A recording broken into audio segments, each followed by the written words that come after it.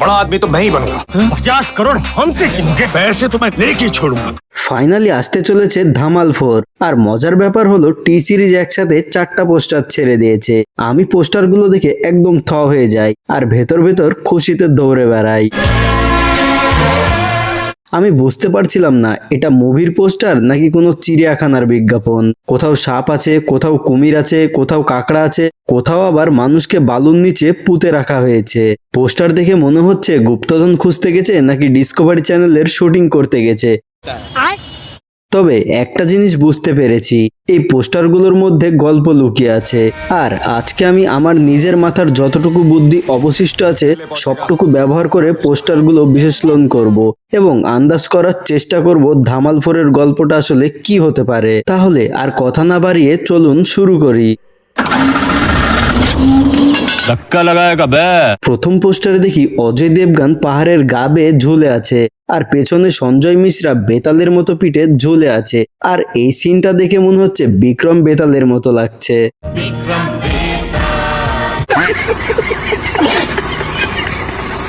এছাড়াও পোস্টারে কুমির, সাপ, জঙ্গল দেখা যায়। মানে গুপ্তধন খুঁজতে গিয়ে এবার শুধু মানুষের সাথে না, বন্য প্রাণীদের সাথেও যুদ্ধ করতে হবে। फटी क्या? এরপর দ্বিতীয় পোস্টারে দেখি জঙ্গলের মধ্যে পাহাড় থেকে ঝুলছে রিতেশ দেশমুখ আর উপরে একজন তাকে বাঁচানোর চেষ্টা করছে।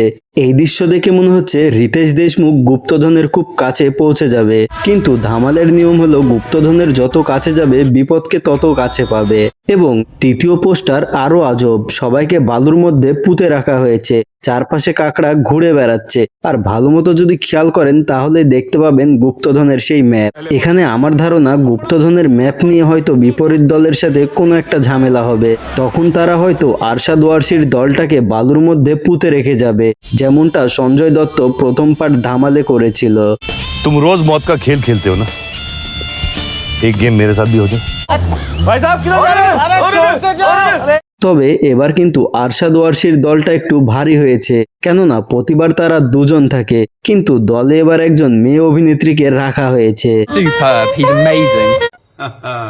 সবশেষের পোস্টারে দেখি পুরো পাইরেট লুক, একদিকে জলদস্যুর পতাকা, অন্যদিকে জাহাজের স্টিয়ারিং হাতে একজন কমেডি চরিত্র দাঁড়িয়ে আছে।